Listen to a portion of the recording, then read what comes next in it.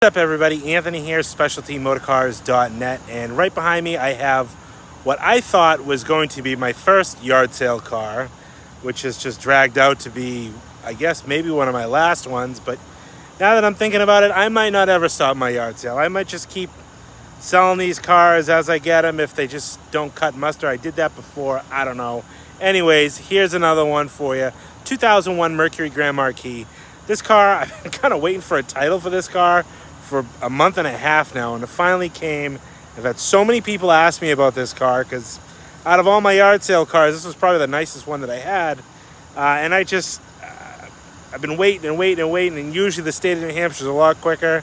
Finally got my title clear in my name, so it's ready to go. So here it is. I'm going to show you this 54,000 mile Mercury Grand Marquis. Let's take a look.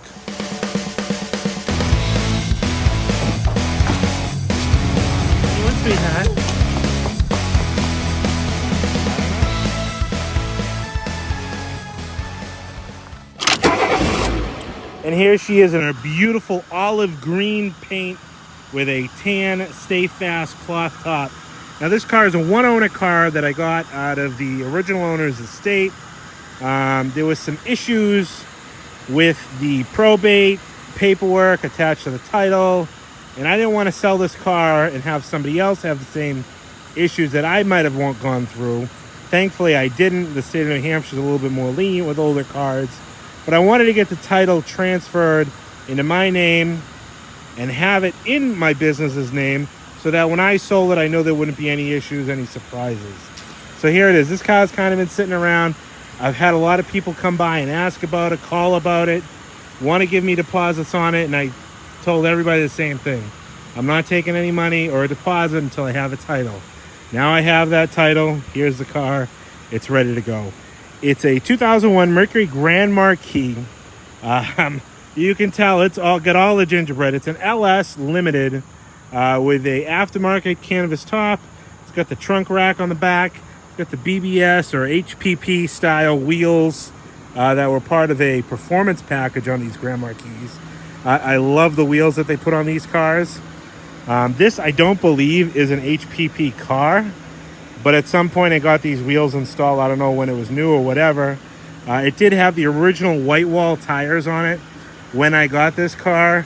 And that was one of the first things I did, was put brand new tires on it, just because I couldn't even really drive this car when I first got the tires. Especially the two front tires, which is so bad that the car was really unsafe to drive anywhere. So I put 4 tires on it. I kind of bounced it around a little bit. It sat around. There's a little bit of a punch list of things I wanted to do to it. I just never got around to it. And like all my other yard sale cars, you know, now it's fall, the leaves are changing, they're starting to change. I really got to clean out some cars to get ready for the winter. So I'm going to show you this car. It's got a few minor scuffs, a little abrasions here and there, but it's a great running and driving car. I've put a couple hundred miles on this car, and it's going to make somebody a great car. It's just something that I'm not going to chase to the end of the earth like I do with most of my cars. I'd rather just sell it the way it is to someone who might not care about a few little bumps and bruises. Anyways, so we'll start. Paint on the car is in really nice shape. I believe all original. It's got a nice double thin pinstripe down the side. Kind of matches the cloth top. Now the cloth top on this car is in absolute phenomenal shape. All the stitching and everything is intact and present. Tells me this car was definitely garage, because this top wouldn't look this nice with all the stitching if it wasn't garage. The car originated out of Florida. The original owner bought it new down there, and then probably migrated or retired in New York, where he probably originally came from, who knows. And that's where the car came from. So the car spent the majority of its life in miles in Florida, and that shows with how clean it is underneath, how clean the wheels are. You can also see on the back window here, a proud U.S. Navy veteran as well. Top is in really nice shape. Paint's in nice shape. Like I said, minor abrasions throughout the car, which I'll start somewhere. I don't know. I started on the top. We'll start here. You can see a couple little chips in the paint right here. Like a stress crack in the taillight. It's going to need a taillight. These taillights are available new aftermarket pretty cheaply, or they're in every salvage yard. Obviously probably bumped into something because it's got some lightly cracked paint on the corner of the bumper here. A little mark down there. It's kind of a common spot to get a little scuff on these cars. Bumper on the side is in nice shape. A little bit of a ding there and a cut in the pinstripe. Stainless fender trim. Little ding there and a rub mark right here on this door molding. You know, minor stuff elsewhere on the door. A couple of chips on the door edge on that one there. You can see a minor scuff there. Some little pimples, we'll say, in the chrome on the door moldings. I haven't cleaned this car or really detailed it. I mean, I did vacuum it, wash it, dress the tires, but I didn't buff it, I didn't polish it, I didn't clay it. You know, a lot of this stuff, a little mark there as well. A lot of this stuff will come out. So one of the reasons that I'm wholesaling it or putting it in my yard sale is because a lot of these little marks on the bumpers, you know, stuff like this, little chip in the plastic, probably from getting kicked back. I mean, the mirror is fine, it collapses, but it probably got hit back, and when that's what chipped that off. For me to chase all these little things, I really don't have time. So that's why I'm selling this car off the way it is. I feel like I'm rambling. Anyways, here's one of those HPP wheels, deep dish, really nice shape. You know, very minor marks on the edge. Brand new Maxxis white wall tires, 225 60 16. That's on all four corners. Minor chip on the wheel there. You know, center caps are in nice shape. This fender's in really nice shape. Looks like it's got a little bit of an impression right there on the fender. You come around here, you can see some minor marks on in the bumper, which may buff out, but it does have this like dent in here. You know, you might be able to heat that up and kind of press it back out. Not entirely sure there. It's got a mark on the headlight. You know, this one's a little kind of hazed over. It's something I'd do if I was going to go to the ends of the earth with this car. Is a brand new set of headlights, aftermarket. Probably like $100 for this car. You know, minimal. Some minor scrapes and scuffs and whatnot on the front bumper. You know, again, untouched, unbuffed. Minor stuff here and throughout. Another HPP wheel. The wheels are in really nice shape. This one lug nut, I don't know why, out of all of them, has a little bit of like corrosion on it or rust pitting. Wheel well trim is in nice shape. The only issue with the top, and it's really not an issue, it's just an install defect. When they install these tops, they use a urethane in the middle, and then usually on the bottom edges, inside the top and the corners there, and up front here, they put screws in to hold the shell to the car, then they wrap the cloth over it. What this is here is one of the screws backing out, and when they get loose and they back out to the point where they start to make an impression and it gets tight and it can't back out anymore. That's never going to change. It's not going to poke through, it's not going to pop through. The only way to fix it is to peel back the cloth, obviously screw it down again, and somehow maybe put a thread locker or something on it, and then glue the cloth back down. I have done that before. I'm just not going to do it on this car for obvious reasons. You know, minor scuffs and minor little things here or there, some minor scratching there. You know, all this probably, you know, not to be derogatory or anything, careless old people marks, as I call them. You know, very minor little scratches. Again, cloth top shows really well. Come down here, another beautiful HPP 16-inch wheel, 4 new tires. You know, minor scuffing on the bumper there. A little bit of scuffing. That looks just like paint transfer, like that'll come off. Light scratches right there. Luggage rack, you either love it or hate it. Most people hate it, but it's on there. So you're gonna have to love it unless you get a different trunk lid or you want to fill in a bunch of holes. Rear bumper, some scuffs in the middle here. It's got your factory installed AAA Plus bumper sticker. All the taillights in the center section here are in nice shape. You know, all in all, this car is a very sharp looking car. If I spent a little bit of time and energy and effort into wet sanding and buffing little scratches, touching things up, it would look great. Again, it's just, I got so much stuff going on. I slated this car for my yard sale. The more and more it stuck around, the more I said, you know what, I should just do it and get it done. But then it just sat around some more until I finally got the title. I said, you know what, let's let it go. So let's get into the inside, and then we're going to take it on a quick road test. All right, let's hop inside the Mercury. I'm going to show you the interior of this car. Now, this is a pretty neat car. I've never actually had one quite trimmed out like this. This is all aftermarket, and I know that the wheels are HPP package, but you can see inside here, it's pretty Lincoln Town car-y. And when I say that, it's got the wood steering wheel, which you don't normally see. Full digital gauges. It's got the power pedals, which you saw more in the later cars. It's got these cool limited inscribed seats. And then it has these center consoles that open up, kind of like the mid-90s town cars. So let me know down in the comments if you've ever seen something like this on one of these Mercurys. I think it's pretty neat if you ask me. Anyways, inside the car, it's like a kind of an ivory color, maybe a parchment is probably what Ford calls it. You know, pretty standard. You have dual power seats, which is standard in the LSs. The GSs had, I think, just driver's side.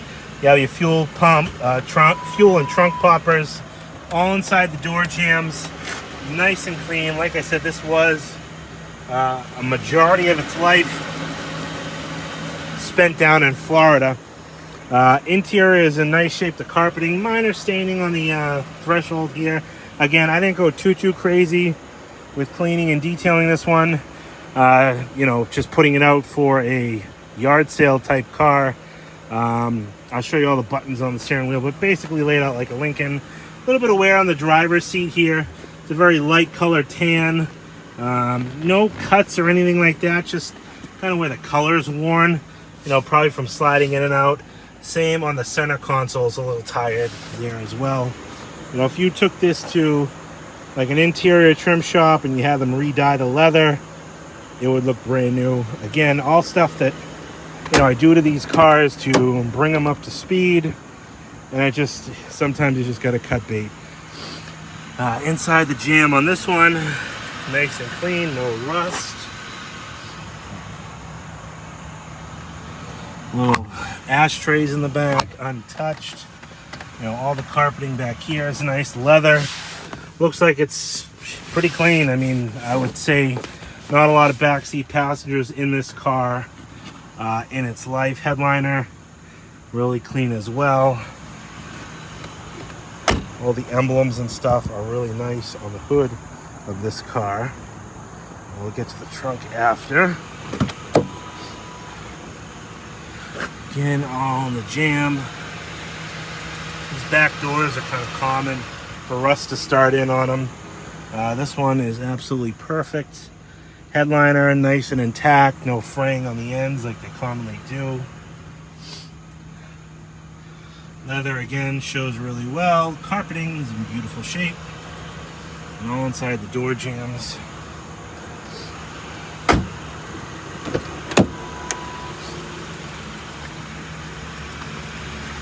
All the anodizing is actually still on all the latches.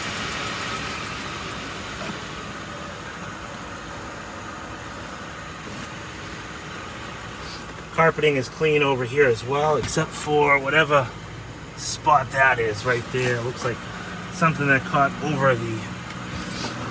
what is that? Oh, it's like a dried up something. I don't know. Dashboard is in nice shape. Passenger front seat, I should say. Really nice shape. Again, very minor wear on the bottom here. Nothing too crazy. I like how it has that limited script in there. While we're out here, we'll take a quick look under the hood. 4.6 liter V8. Like every one of these cars have. It does have a new battery. I had to do that as well to get it on the road and driving. Ice cold air conditioning. Whisper quiet, no exhaust leaks. And again, being a Florida car, you can see this car survived. I mean, very minor surface rust just starting on some items. But overall, very clean. Both sides here. Even the underhood matting is in nice shape. It has the underhood light as well. Hood closes down nicely.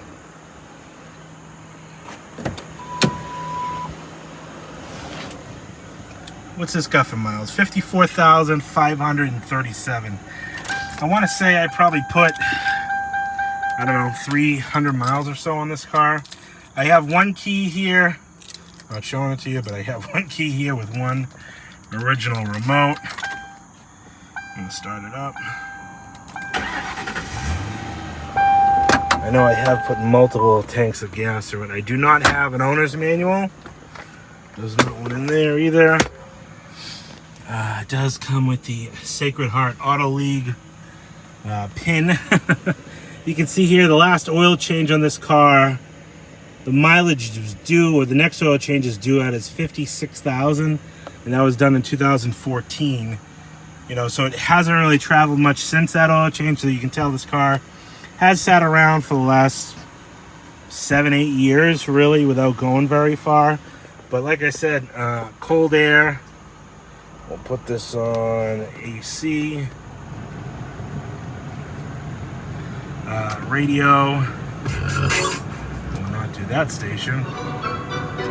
Radio works. All your buttons here, I'll show you that. And this is kind of like your Lincoln where you can cruise through here and you get all your readouts and resets. Traction control, power foot pedals, automatic headlights, lock, unlock, power driver's seat.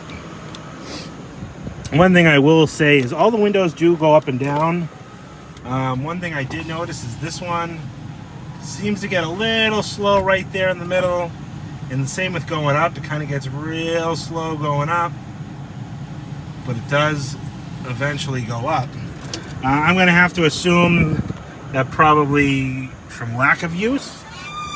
I'm thinking from lack of use, it's probably either needs lubrication, maybe even the regulator's tired. But obviously it's not broken. It does have a full-size spare. It does have all 4 original factory floor mats. It even has limited, kind of scripted into the front floor mats. A little bit of soiling again. I kind of just really went over them quickly. It does come with a Haynes service manual. Don't know how useful these things are. I think they're garbage. Little light is a little loose. It does not have air ride suspension. A few people have asked that. That's where the button would be. But relatively clean inside the trunk here. The trunk closes down nicely. It's even, like I said, this was a Florida car most of its life, and you can see how clean this car is underneath. You know, and that's why the wheels are so clean. That's why the body's clean down to the bottom of the doors, the bottom of the fenders. Kind of all common spots for these things to start to rust. All right, let's get going here. Now, a few things that I did notice and I do know about this car. Like all my other yard sale cars, I'm going to be as transparent as I can be. I haven't really serviced or safety checked, but obviously I have this car up in the air and I have driven it. So I am pretty confident about my knowledge on this car. Runs down the road beautifully. I've never gotten any lights or check engine issues or anything like that. The tires were a must. I had to put tires on the car because they just were. I didn't even feel comfortable driving with the tires. Again, battery was a must. So, you know, take it for what you will, but the fluids haven't been changed since 2014. I'd at least do an oil change on the car. You know, as a definite, there's some things that I would do on this car that aren't entirely necessary to do to drive it. Obviously, I've been driving it and I've put a few hundred miles on it. One of the things is I kind of commonly lean to these on these cars is the ball joints. These are very common to have poor ball joint boots. And what happens just over time is the original ball joints from Ford, the boots would deteriorate and tear. All 4 ball joints have torn boots. The ball joints are tight. You know, they're good, but they will wear prematurely at only 54,000 miles with worn boots. You keep driving them, eventually water gets into them, dirt, debris. So ball joints should be changed. You know, this is stuff that I tell you because I know these cars. If this car was on a dealer's lot, he probably would have put tires on it and put it up for sale, and that would have been it. And like no discussion about ball joints or anything else. It doesn't need ball joints, but it should get ball joints. The other thing that I did notice is the rear shocks are pretty bouncy in it. I mean, again, pulling out of the parking lot there, I kind of felt it a little bit. Driving it down the highway, you don't feel it as much, but they're original. I would do all four. Again, really just the rear are probably needed, but four, again, they're original. And lastly, the thing that, you know, I kind of really touch on these cars is the intake manifold. If you know these Panther platform cars, from 96 to 2002, they had a plastic crossover tube on these intake manifolds that just over time and age and harsh use would crack. Now, I get a lot of these cars in still to this day. Let me put this window up. To this, whoa, one hand in it. To this day, that still have the original intake. This car is one of them. You know, if you drive this car like a normal person would, the intake might last you another 10 years. It might last you the rest of this car's life. If you drive it like a raving lunatic, or you take it up on the highway and just punch it, that intake is probably going to let go. Again, I'm being transparent. I'm probably being a little more doom and gloom than I should be. But they have the updated intake version with the aluminum crossover. I've done them before, installed them myself. You know, it's probably $150, $200 kit from Dorman. And that would resolve that common fail point with these cars. Again, I've put 300 miles or so on this car, and no issues. It doesn't leak coolant, it doesn't use coolant. You know, so this is all preventative stuff. Now, when I did have it up in the air, I checked the brakes. It's got good pads, it's got good rotors on it.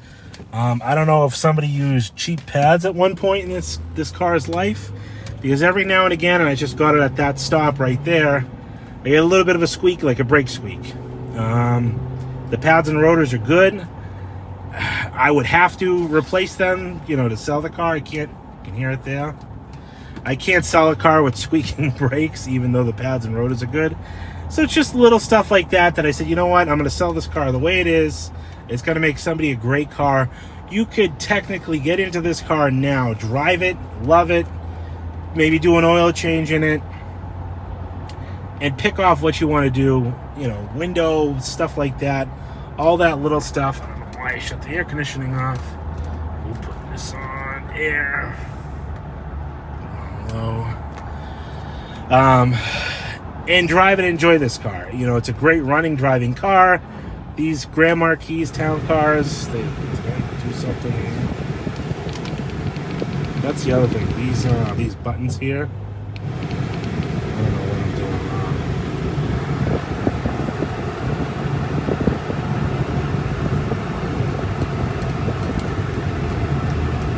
Oh, this doesn't seem to work. I don't know if I ever use it. Oh, there it goes. Now it works. This thumb wheel, I don't know if it's... No, it's fine now. I don't know.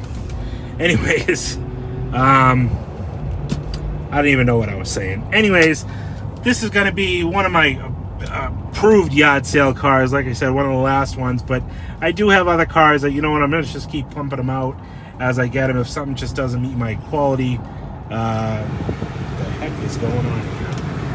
I'm going to say this car might need a blower motor module as well. Because I don't know why that would be doing that. Anyways, my name is Anthony. 978-930-1004 is my number. Price of this car is going to be $59.95. Again, 978-930-1004. Any questions, you can give me a call at that number. Shoot me a text message. Can help you set up shipping. Very easy. And like I said, I now have a title in my dealership's name. So all that issue has been cleared. For anybody who has asked about this car, and I've said, oh, I'm waiting for paperwork. I will not sell. I won't take a deposit. I won't promise anybody anything until I have a title to sell a car. One works. Anyways, thanks everybody for watching. Totally appreciate it, and we'll talk to you on the next one.